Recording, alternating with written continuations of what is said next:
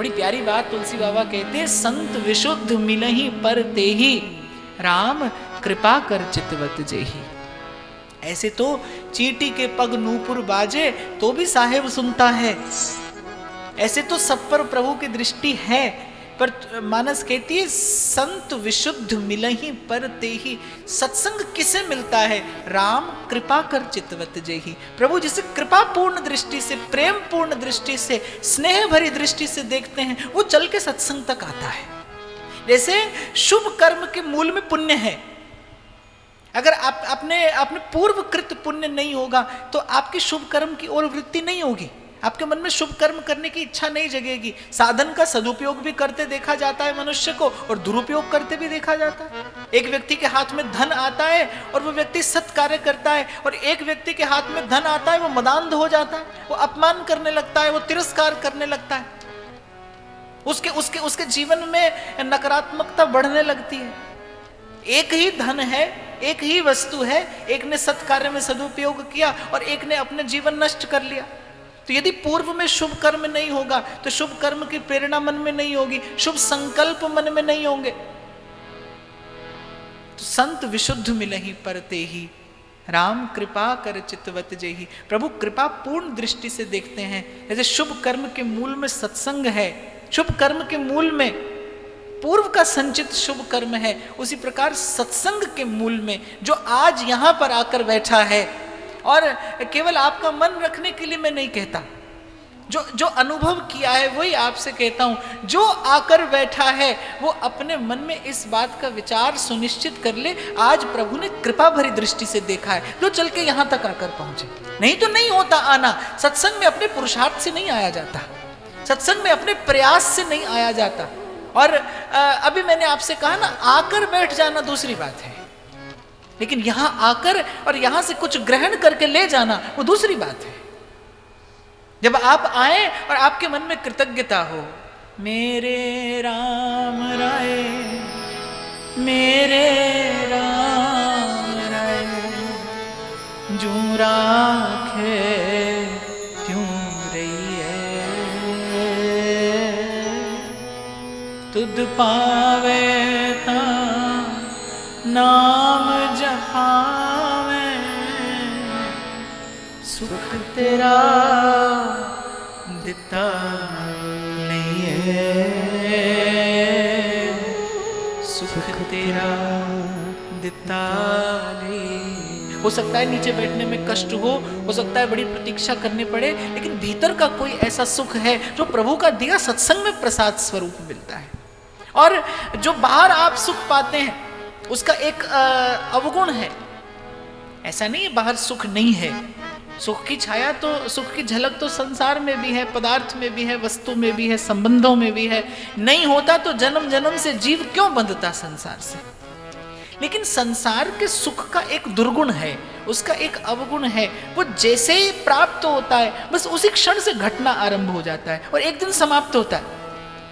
चिंतन करिए, आज जिस व्यक्ति के पास बैठकर आप सारा संसार भूल जाते हैं, कल जब उस व्यक्ति से वियोग होगा तो आज जिसने सबसे बड़ा सुख दिया कल वही सबसे बड़ी पीड़ा भी देगा। और जो मिला है वो मिलने के लिए नहीं, वो तो बिछड़ने के लिए मिला है। लिखने वाले ने लिख डाले मिलन के साथ बिछोड़े। पहले वियोग निश्चित होता है, पहले मृत्यु निश्चित होती है, फिर जीव संसार में आता है।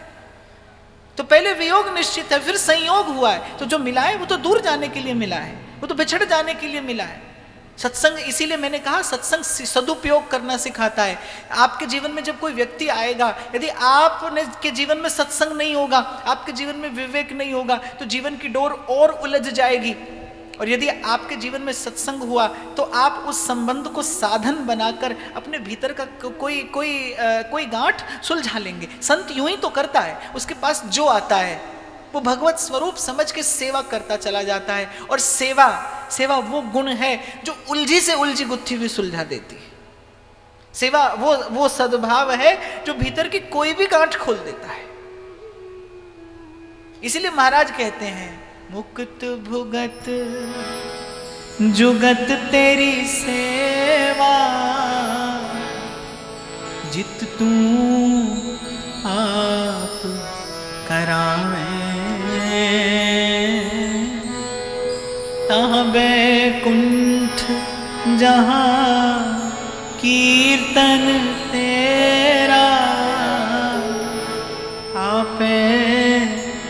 सरधा ल्यावे आप सरधा ल्यावे चरण कमल तेरे धोए धोए पीवा सतगुरु दीन दयाला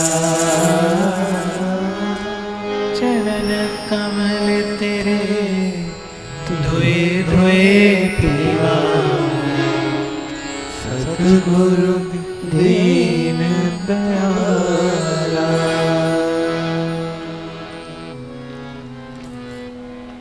तो सत्संग इसका ठीक प्रकार से सेवन किया जाए तो सत्संग मन को अनुकूल कर देता है। और मैंने देखा है, अनुभव करता हूं मैं, प्रयास करने में आप लोग कमी नहीं छोड़ते। कोई ऐसा सुख सत्संग की कृपा से मिल जाता है जैसा कि बाहर का सुख मिलते ही घटेगा, प्राप्त होते ही उसका क्षय आरंभ हो जाएगा। और एक और दुर्गुण है कि संसार की कोई भी वस्तु बिना भय के नहीं आती। जैसे ही आती है उसके छूट जाने का, खो जाने का, टूट जाने का, उसके वियुक्त हो जाने का भय उसके साथ में आता है। आज आप बड़े ऊंचे आसन पर बैठे हैं, बैठते ही अब आपको भय लगेगा कि ये स्थान छूट ना जाए। जब आप बहुत सम्मान अर्जित कर लेते हैं तो आपका सम्मान ही आपका बंधन हो जाता है। जब आप बहुत सम्मान अर्जित कर लेते हैं, जब सम्मान का अभ्यास हो जाता है आपको। इसीलिए मुझसे एक बार किसी ने प्रश्न किया था कि बोले महाराज आप संतों की इतनी महिमा सुनाते हैं, संतों के आशीर्वाद की, उनकी शुभ कामना की इतनी महिमा सुनाते हैं, आप किसी को प्रणाम क्यों नहीं करने देते? क्योंकि सम्मान का अभ्यास हो जाता है मन को। आज किसी ने सम्मान दिया तो प्रिय लगेगा, कल नहीं देगा तो अप्रिय लगने लगेगा, उसके प्रति द्वेष मन में आएगा, मन मैला हो जाएगा।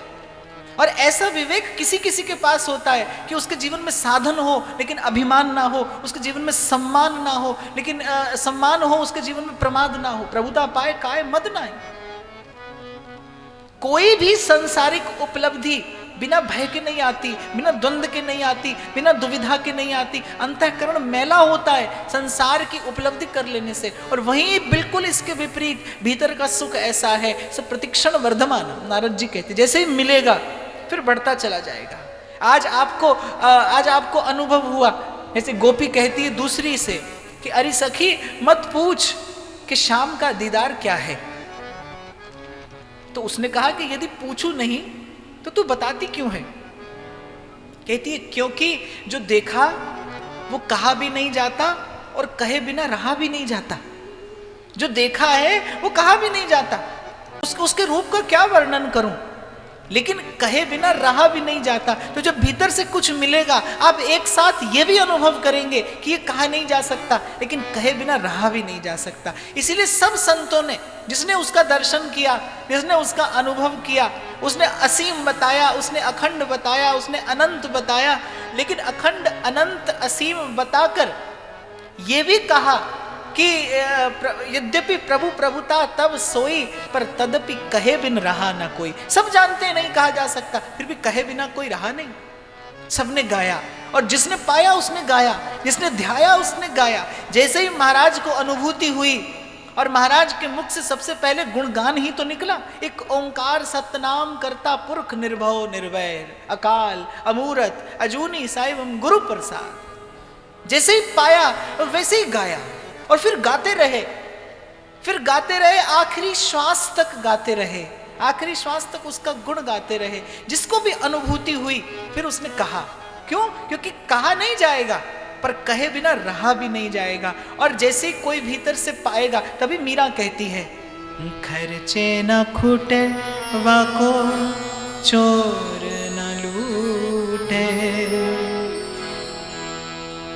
खर्चे न खूटे वाको चोर न लूटे, दिन दिन बढ़त सवायो पायो जी में तो नाम रतन धन पायो, पायो जी में तो नाम रतन ये एक ऐसा धन है, ये एक ऐसा सौदा है जिसमें टोटा घाटा हो नहीं और संपद मिले अनेक। अब जितना बांटेंगे आपके भीतर की प्रसन्नता उतनी बढ़ती चली जाएगी। संसार की उपलब्धि आपको स्वार्थी बनाती है, भीतर की उपलब्धि आपके परमार्थ का पथ प्रशस्त करती है। संसार की उपलब्धि आपको भीतर से संकुचित कर देगी, छोटे हो जाएंगे आप भीतर से। आपके मन के पात्र में एक छेद और हो जाएगा जैसे आपने कुछ पाया।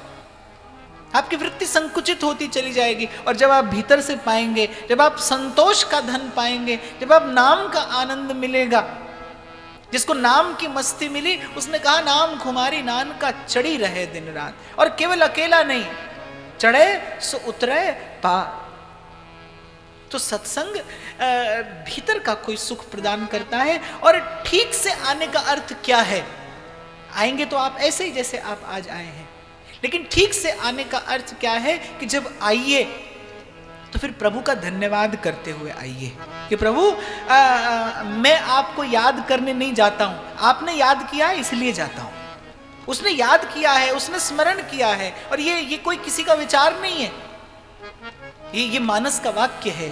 संत विशुद्ध मिलहि पर ते राम कृपा कर चितवत जे। और साधु जो देता है वो अनंत है। हम प्रहलाद जी की बात कर रहे थे। आप देखिए, सही समय पर प्रहलाद जी की माता को साधु का संग मिला। यद्यपि प्रहलाद जी की माता के गर्भ में, कयाधु के गर्भ में जो बालक है वो असुर का पुत्र है, वो असुर की संतान है, लेकिन सही समय पे सत्संग मिला तो अपना मान टले टल जाए पर भक्त का मान न टलते देखा। और नारद जी सत्संग की महिमा स्वयं बताते कि महत् संगस्तु अमोघश्च। कुछ भी निष्फल हो सकता है, आपका किया हुआ व्रत निष्फल हो सकता है, आपका किया हुआ तीर्थ निष्फल हो सकता है, आपके जप तप में भी त्रुटि हो सकती है, पर सत्संग निष्फल नहीं जाता। ये आपके भीतर एक बीज डालेगा। हाँ, इतना मैंने आपसे कहा कि रोग बहुत पुराना होगा तो डॉक्टर पहले दिन कहता है कि आपको 2 महीना औषधि लेनी पड़ेगी। और कोई कोई रोग तो पता है ऐसे होते हैं कि यदि डॉक्टर ने कहा कि 1 वर्ष औषधि लीजिए और यदि किसी दिन औषधि चूकी तो फिर वहीं से 1 वर्ष आपको पुनः औषधि लेनी पड़ेगी। कुछ मानसिक रोग ऐसे होते हैं कि जहां पर आपको बिल्कुल अनुशासन में रहकर औषधि का सेवन करना पड़ता है, तभी रोग दूर होता है। ऐसे ही मन की चंचलता, सत्संग में भजन में मन की रुचि का न होना, भगवान नाम में आस्वादन न होना, सत्संग में रुचि नहीं होना, मुझ पर तो भगवान की बड़ी कृपा है क्योंकि मैं तो अपने अनुशासन को सुनिश्चित करके ही कहीं पर स्वीकृति देता हूँ। अन्यथा मैं देखता हूँ यहाँ तक आने के बाद भी कहाँ बैठा जाता है। आप इधर होते हैं उधर होते हैं, घड़ी देखी, मोबाइल देखा, आगे देखा, पीछे देखा, कुछ घड़ी बैठना कितना कठिन हो जाता है, कितना दूभर हो जाता है इस साधन में। जिसके भीतर की कुरूपता बहुत अधिक होगी, क्षमा करना मैं थोड़े कठोर शब्द का प्रयोग कर रहा हूं, जैसे बहुत कुरूप व्यक्ति को दर्पण देखना अच्छा नहीं लगेगा। बहुत कुरूप व्यक्ति कभी दर्पण के निकट नहीं जाना चाहेगा। क्यों? क्योंकि दर्पण के निकट जाते ही उसकी कुरूपता का अनुभव होगा। और दर्पण ऐसा है जो कभी किसी से झूठ बोलता नहीं, वो सदा सत्य ही कहता है। तो कुरूप व्यक्ति कभी दर्पण के निकट नहीं जाना चाहेगा। ऐसे तुलसी बाबा कहते हैं, तुलसी पिछले पाप ते हरि चर्चा न सुहाए। पूर्व का पाप अधिक होगा, अंतर्मन की कुरूपता अधिक होगी, तो सत्संग नहीं सुहाएगा, भजन नहीं सुहाएगा, भजन में आस्वादन नहीं होगा। अब कोई प्रश्न कर सकता है कि फिर उपाय क्या है, फिर औषधि क्या है? तो कथा में मन नहीं लगे तो औषधि यही है कि सुनिए, बिना मन के सुनिए, कार्य समझ के करिए, अपने भजन को कार्य समझ के करिए। सत्संग में मन न लगे तो बिना मन के बैठिए, रुचि ना हो बिना रुचि के करिए, क्योंकि उपाय भी यही है, औषधि भी यही है। लेकिन अपने भीतर की दुर्बलता, अपने भीतर के अभाव को स्वीकार तो करिए, और जब आइए भगवान का धन्यवाद करते हुए आइए कि प्रभु आज आपने मेरा स्मरण किया है, तुद पावे ता नाम जपावे। और बड़ी सुंदर बात महाराज फरमाते, सुख तेरा दिखता लेगी।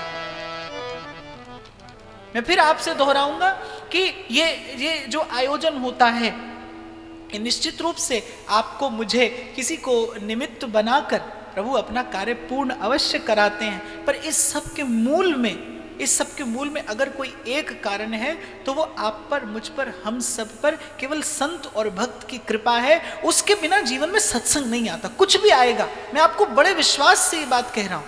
मनुष्य अपने पुरुषार्थ से कुछ भी प्राप्त कर सकता है, देवता हो सकता है, लेकिन मनुष्य होने का लाभ तो बिना संत की कृपा के असंभव है। मनुष्य होने का लाभ वही लेता है जिस पर संत जनों की कृपा होती है, जिस पर भक्त कृपा करते हैं। भगवान की कृपा से मनुष्य तन मिलता है, और भक्त की कृपा से भगवान के अनुकूल मन मिलता है। तो ठीक से आने का अर्थ क्या है? ठीक से आने का ये अर्थ ये कि जब आइए तो मस्तक झुकाकर आइए, जब आइए तो हृदय में कृतज्ञता भर कर आइए, जब आइए तो एक उदारता का भाव लेकर आइए, जब आइए तो प्रभु से प्रार्थना करते हुए आइए कि प्रभु अब यहां तक लेकर आए हैं तो आगे का मार्ग भी कृपा करके आप सुनिश्चित कराइएगा। खाली आया हूं, खाली आना ये मेरा भाग्य होगा, लेकिन यदि खाली लौट कर जाता हूं तो फिर प्रभु आपका अपयश होगा। और सत्संग क्या है? भगवान का द्वार है। ये वो द्वार है जहां से देव द्वार से कृपा का आविर्भाव होता है। एक मन ने भी एक काला वस्त्र ओढ़ा है कपट का। मन ने भी एक काला वस्त्र ओढ़ा है कपट का। एक कपट का कपाट मन पर लगा है। कितना भी सुनो, मैं देखता हूं कितना भी सुनो, लेकिन भीतर बात जाती ही नहीं। यद्यपि संत की वाणी में तो एक प्रकाश होता है। तुलसी बाबा कहते, वंदो गुरु पद कंज, कृपा सिंधु नर रूप हरि, महामोह तम पुंज, जासु बचन रवि करहि निकल। जिसके वचनों में एक प्रकाश होता है, जिसके वचनों में एक उजास होती है, लेकिन कोई ऐसा द्वार मन पे लगा है कि कितना भी सुनो लेकिन भीतर वो प्रकाश जाता नहीं, भीतर वो उजास जाती नहीं, भीतर का दीपक जलता नहीं, भीतर अंतर्मन में अंधेरा ही रहता है। क्यों? क्योंकि मन पे कपट का कपाट लगा है, और उस कपाट को खोलने का एक ही मार्ग है, शब्द बाण उर अंतर लागे, शब्द बाण उर अंतर लागे, बींध दिया तन सारा, बींध दिया तन सारा, नाम रंग डारा, नाम रंग डारा, मोपे नाम रंग डारा, नाम रंग डारा, मोपे नाम रंग डारा, नाम रंग डारा मोपे श्याम रंग डारा, नाम रंग डारा मोपे श्याम रंग डारा, नाम रंग डारा मोपे श्याम रंग डारा, नाम रंग डारा मोपे श्याम रंग डारा, सद्गुरु ओ महाराज मोपे नाम रंग डारा, सद्गुरु ओ महाराज मोपे नाम रंग डारा।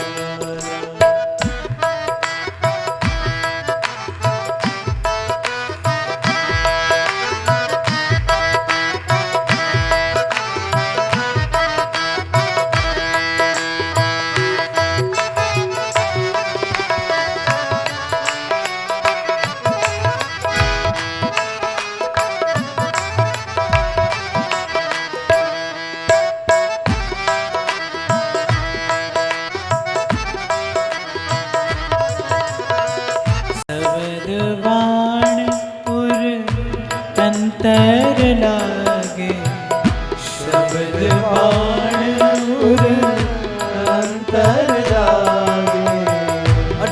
आकर बैठिए तो विनती करिए प्रभु से कि प्रभु अब तक निभाई है, अब आगे भी निभाइए। जो द्वार तक लेकर आए हैं आप, ये सत्संग वो द्वार है जहां से देव की कृपा आविर्भूत होती है। अगर कभी भीतर का कपाट खुला, जहां से आज हमने चर्चा आरंभ की, अगर कभी अनुभूति का पहला क्षण आया तो गांठ बांध लीजिए ये बात, वो कभी सत्संग में ही आएगा। जो प्रथम परिचय होगा आपका भीतर के आनंद से, जो प्रथम अनुभूति आपको होगी, वो कभी ऐसे ही किसी क्षण में होगी कि जब आप किसी संत के सानिध्य में बैठे होंगे, जब आपके चारों ओर कुछ भावुक जन होंगे। नाहम बसामि वैकुंठे योगिनाम हृदयेन च मद्भक्ता यत्र गायन्ति तत्र तिष्ठामि नारद। किसी ऐसे ही वातावरण में प्रथम परिचय आपका होगा। सबद बाण उर अंतर लागे, सबद बाण उर अंतर लागे, बींध दिया तन सारा, बींध दिया तन सारा।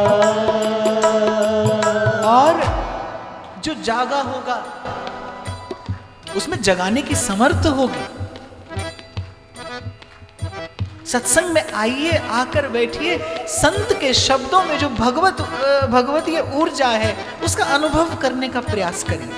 बड़ी थोड़ी देर के लिए भी बैठना पर्याप्त है। नहीं तो तुलसी बाबा नहीं कहते एक घड़ी आदि में भी आध, तुलसी संगत साध की कटे कोटि अपराध।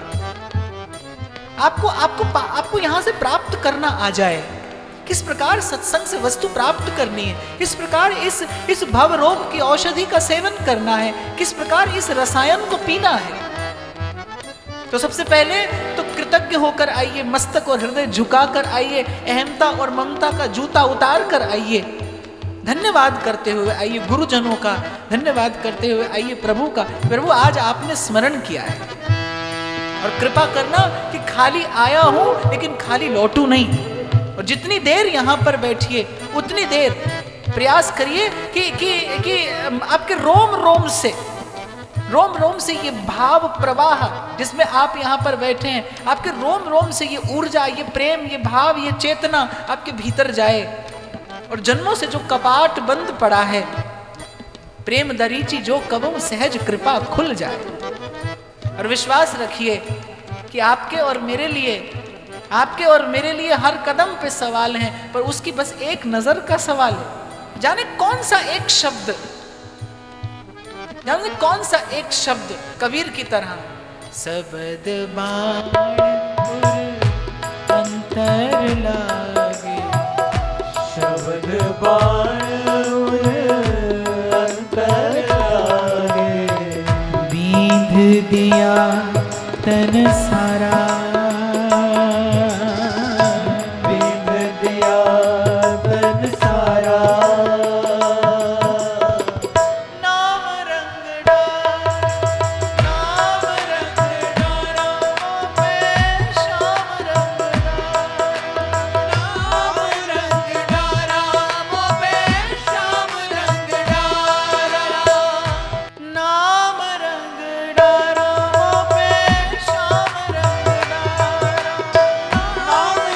पे श्याम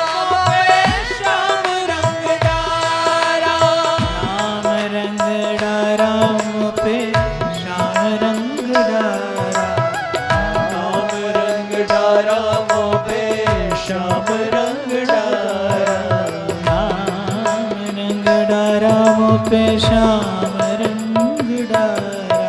नाम रंग डारा पे श्याम रंग डारा, नाम रंग डारा पे श्याम रंग डारा, नाम रंग डारा पे श्याम रंग डारा, नाम रंग डारा पे श्याम रंग डारा, नाम रंग डारा पे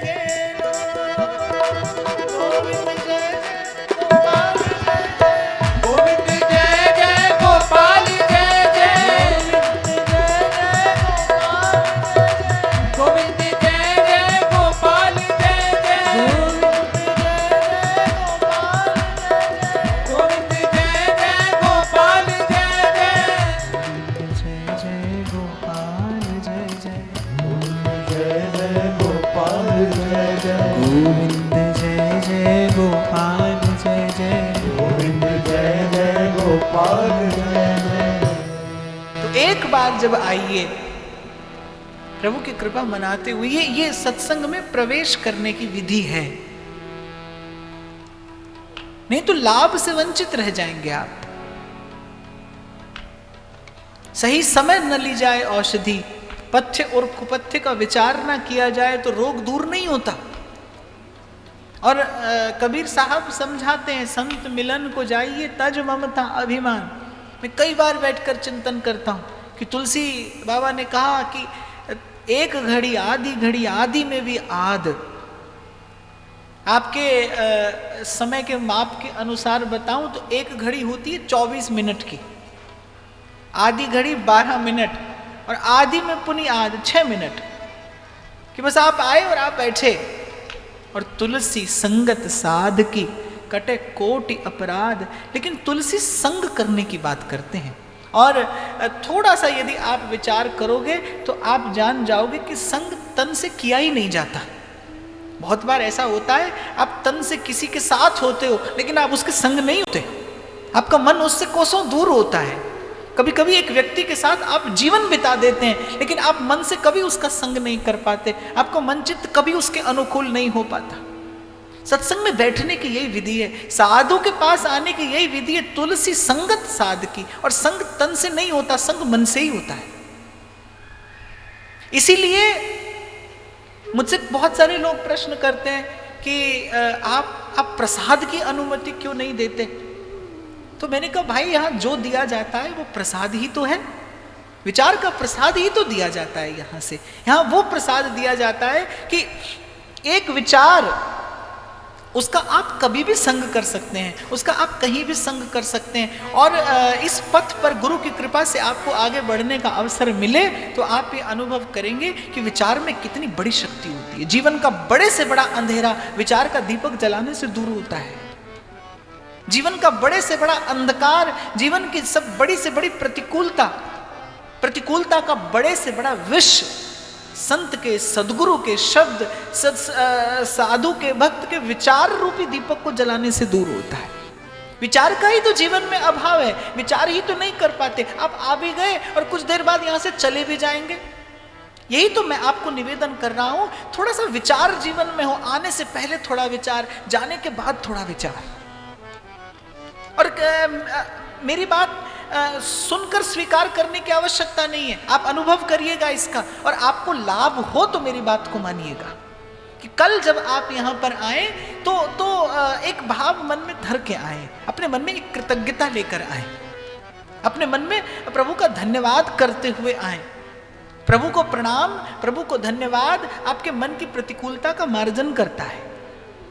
अभी हम चर्चा कर रहे थे ना कि माला तो लेकर बैठ गए लेकिन मन माला के साथ नहीं चला, तो अर्थात तन तो अनुकूल हो गया, मन अनुकूल नहीं हुआ।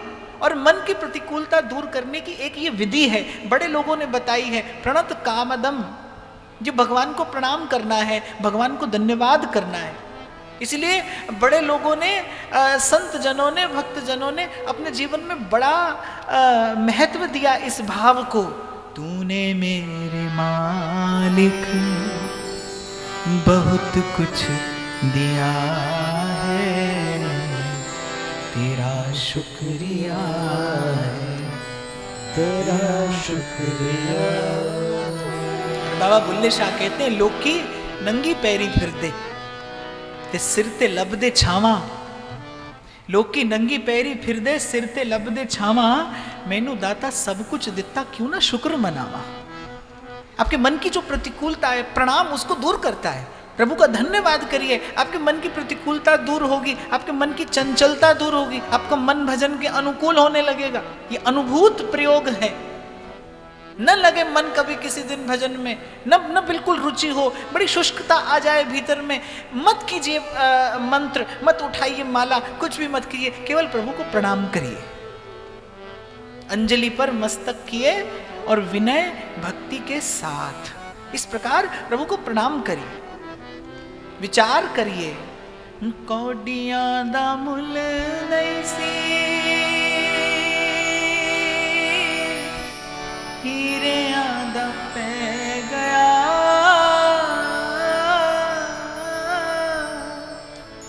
जदों दा मैं दाता तेरे चरना च गया, क्यों ना दाता तेरे तो मैं, क्यों ना दाता तेरे तो मैं तन मन वारा, शुक्र गुजारा तेरा, शुक्र गुजारा। और अनुभव करिए, आप देखिए, अभी आप केवल जिह्वा से कहते हैं, लेकिन इस भाव में कितना सुख है। जब धन्यवाद करेंगे प्रभु का, मन आनंदित होगा, आपके मन की प्रतिकूलता दूर हो जाएगी। क्या होता है कि जैसे काजल की कोठरी से कोई निकल जाए, न भी स्पर्श करे, तो कलुष तो उस पर आता ही है। ऐसे ही संसार में रहने भर से आप कुछ भी न करें तो भी माया का जो प्रभाव है वो तन पर, मन पर, बुद्धि पर, आपकी वृत्ति पर आएगा। संसार में रहने मात्र का ये परिणाम है। आपके मन पर आएगा तो मन में एक सहज प्रतिकूलता है। आप देखिए ना, अभी कुछ देर पहले हम बात कर रहे थे कि संसार की असारता का अनुभव हो जाने के बाद भी हटाए मन हटता नहीं वहां से। और कितना सत्संग सुना, संतों के मुख से भगवान का गुण सुना, भगवान की महिमा सुनी, भगवान की लीला की कभी कभी अनुभूति भी हुई, पर सब हो जाने के बाद भी भगवान में मन लगता नहीं। क्यों? क्योंकि मन प्रतिकूल है, मन प्रभु के सन्मुख नहीं। और दो ही गति है मन की, दो ही गति है जीव की, एक मनमुख होना है और एक सन्मुख होना है। और बड़े लोग कहते हैं, जिन्हें सिदक तेरे ते रखा है उन्हें सब कुछ पाया है, ते ओ मलदे रह गए तलियां जिन्होंने सिदक ना आया है। जो सन्मुख है वो सब पाएगा, और जो मनमुख है उसका पतन निश्चित है। मन प्रतिकूल है, मन भजन के भाव के अनुकूल नहीं है। कभी साधकों के जीवन में भी ऐसा समय आता है जब मन एकदम शुष्क हो जाता है, मन एकदम नीरस हो जाता है। आपका न भजन में मन लगेगा, न सेवा में रुचि होगी आपकी, न कुछ कहने सुनने को मन होगा। एक अजीब सी नीरसता आएगी, भगवान की माया का प्रभाव है। और भजन करने वाले के जीवन में ऐसा बार बार होगा, इसलिए घबराइए मत। यदि भजन करने वाले के जीवन में ऐसा नहीं हो तो समझिए वो ठीक मार्ग पर जाता ही नहीं। क्योंकि जैसे ही आप विपरीत दिशा में चलने का प्रयास करेंगे, जो व्यक्ति सुबह से शाम तक टेलीविजन के सामने बैठा है, उसको प्रभावित करने की माया को कोई आवश्यकता नहीं है। वो तो माया का दास है ही। जो भजन के मार्ग पर चला है, जो भजन के मार्ग पर चला है, प्रतिकूलता उसके लिए प्रस्तुत की जाएगी। इसीलिए जब प्रतिकूलता आए, मैं कई बार कहता हूं कि सुख सुख लगे, दुख दुख लगे। सुख सुख लगे और दुख दुख लगे, ये तो ज्ञान है। पर सुख सुख लगे और दुख प्रभु का प्रसाद लगे, ये भगवान की भक्ति है। जब दुख प्रभु का प्रसाद लगे, और भक्ति में ऐसी सामर्थ्य है, भक्ति भीतर से आपको इतना सबल बना देती है कि आपको दुख में भी आनंद की अनुभूति होने लगती है। कबीर कहते हैं, सुख के माथे सिल पड़े, नाम हृदय से जा, बलिहारी उस दुख के पल पल नाम रटा। भीतर का आनंद ही तो है जो किसी से कहलाता है। सुख देवे दुख देवे, झोली विच पालवा,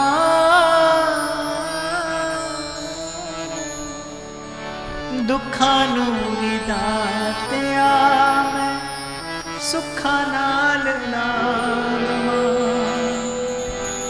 जेड़ा वेलावे ओयो, जेड़ा वेलावे ओयो, हंस के गुजारा,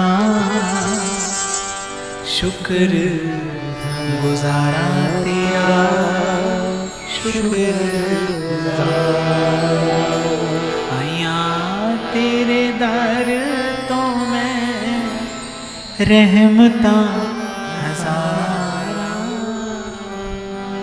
शुक्र गुजारा तेरा,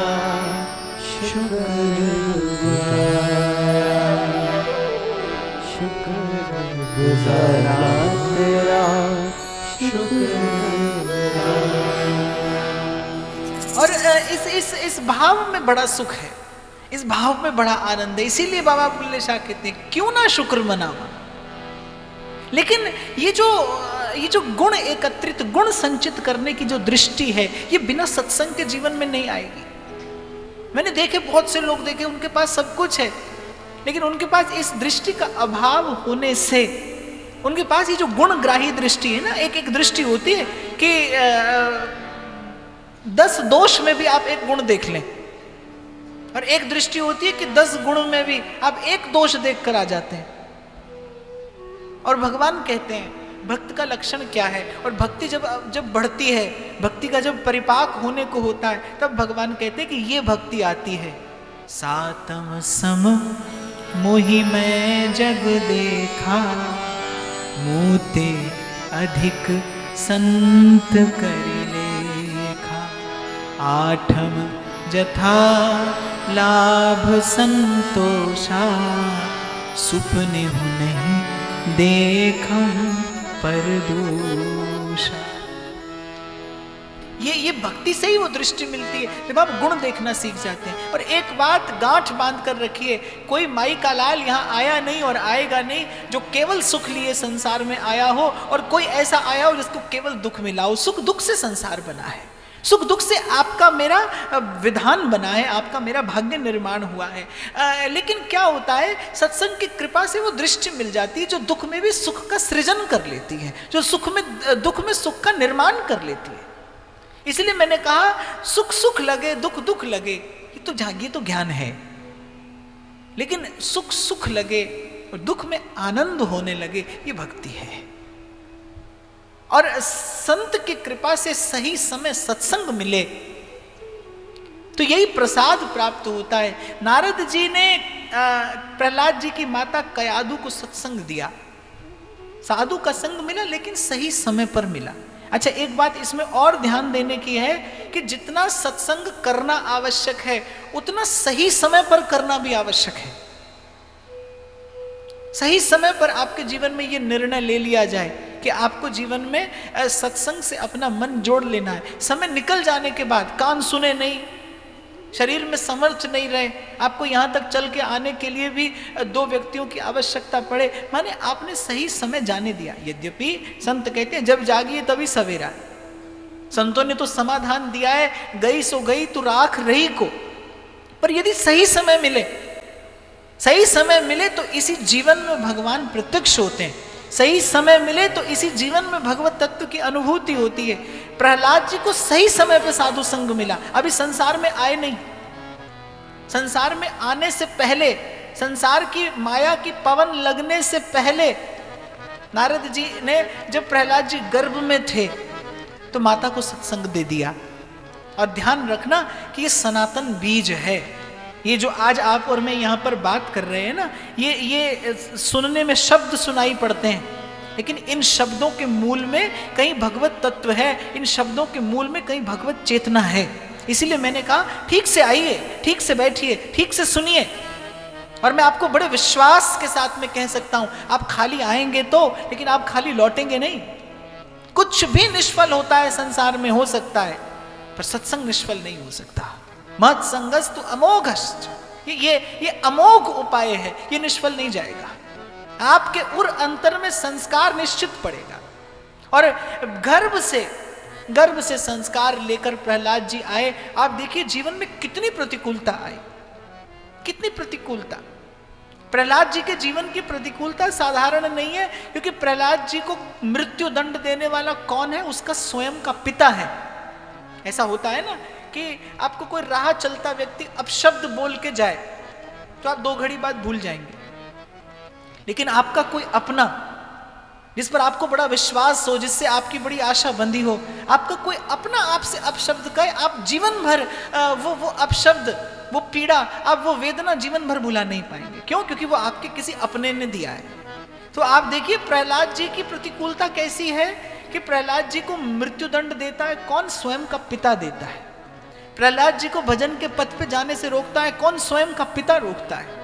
प्रहलाद जी के प्राण लेने का उपाय बार बार करता है कौन करता है? अपना पिता करता है। पर उस परिस्थिति में भी प्रहलाद जी के जीवन का आश्रय क्या बना है? साधु से भगवान नाम मिला है, साधु से भगवान नाम का आधार मिला है, वो आधार जीवन में बना है। एक सत्संग मिला है सही समय पर, और प्रहलाद जी प्रत्येक प्रतिकूलता से लड़ते हुए अंत में पहुंचते हैं कहां?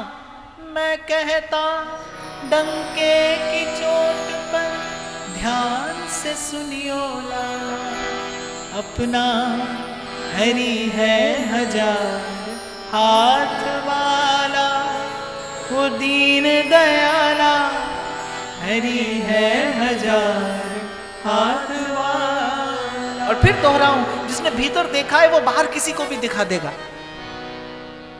जिसने देखा है उसमें दिखाने की समर्थ है, जिसने जाना है उसमें किसी को जनाने की समर्थ है।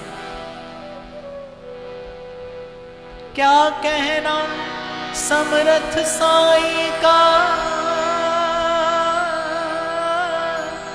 क्या कहना समर्थ साईं का, क्या से क्या कर डाला, अपना हरि है हजार हाथ वाला, वो दीन दयाला, हरि है हजार हाथ वाला, अपना हरि है हजार हाथ वाला, वो दीन दयाला, हरि है हजार